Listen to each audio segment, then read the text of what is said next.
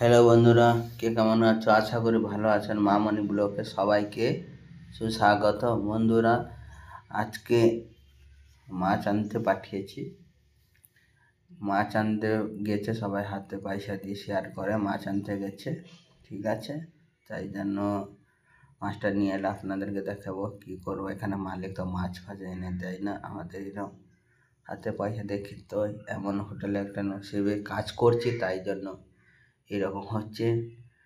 সব কিছু হাতে খেতে হয়, খেতে দেয় না মালিকটা, অতিরিক্ত বাজে। তাই জন্য কিছু আনতা কথা বললে তোমাদের স্যালারিটা কেটে নিয়ে আসবো, এরকম বলে। তা কে হোটেলে এরকম করে মালিকেরা আমাকে জানাবে অবশ্যই। আমি 17 বছর হোটেল ফিল্ডে হয়ে গেছি কেরালাতে, তারা মালিক এরকম, কোনো মালিক এরকম করে না। এই তো মাছ নিয়ে এলো, দেখলাম, দেখে এটা কি বলে মূর্তি। যাই হোক, আমি পছন্দ করি না, ও দাদা এনেছে, কোনো অসুবিধা নেই আমার। তো এনেছে, ফ্রাই করে নেবে। এই ছেলেটা নিয়ে এসেছে, আপনার ভালো করে চিনেন, আসামের ছেলে, ঠিক আছে। পয়সা দিয়ে গিয়ে পাঠিয়ে দিয়েছিলাম, দিয়ে নিয়ে এসেছে।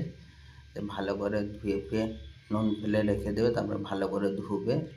এই মাছগুলোর কি নাম আপনারা ভালো করে কমেন্ট করে বলবে। আমাদের দেখে কি বলে আমিও জানি না নাম কি বলে, ঠিক আছে। এখানে তো মতি বলে, যাই হোক।